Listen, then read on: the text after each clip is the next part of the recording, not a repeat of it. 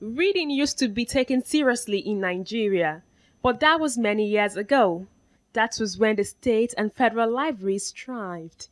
Equipped with the right books, competitions were also held to ascertain a person's hunger for reading and how much of the book he read and understood.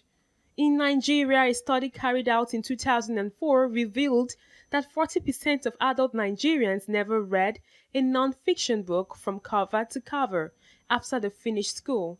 But where did the country get things wrong? Technology. There is already a paradigm shift from the hard book to online resources. But it's so unfortunate that when our children even use the online resources, they are probably not going to the sites that will benefit them. And I want to say, and I want to submit that how good you are in the art or in the habit of reading will determines what to make out of internet resources. In a chat with TVC News, some students highlighted several challenges they encounter while trying to read. Some distractions like my phone and TV, sometimes films, movies. Peer pressure. Like some people might, maybe when you want to read, some people just are not in the mood to read and they just spoil your morale and all, and just, oh, okay, everybody's not reading, why should I read? A visit to libraries across Lagos like this one shows poor attendance amongst visitors. Some have argued that is due to the fact that most books on the bookshelf are not being updated. And library attendants argue that information technology rise has taken over everything.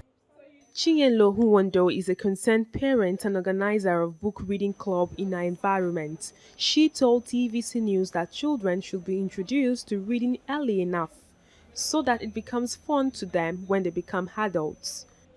We want the children to read as a form of duty, and we want them to read because we feel reading is what will help them. So it's coming from like a strict angle. The best way, not just the steps, is to make it fun.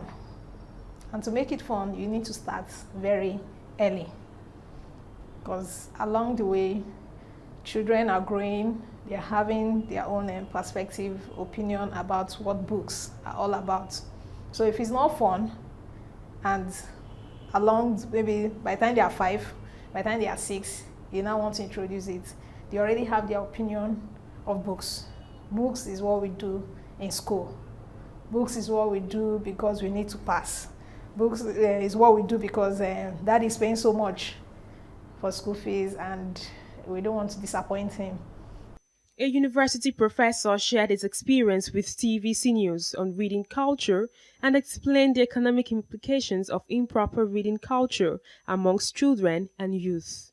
The ripple effect of not developing our educational system is that we remain underdeveloped. If you call China third world now, you are wasting your time because China is not part of the third world again.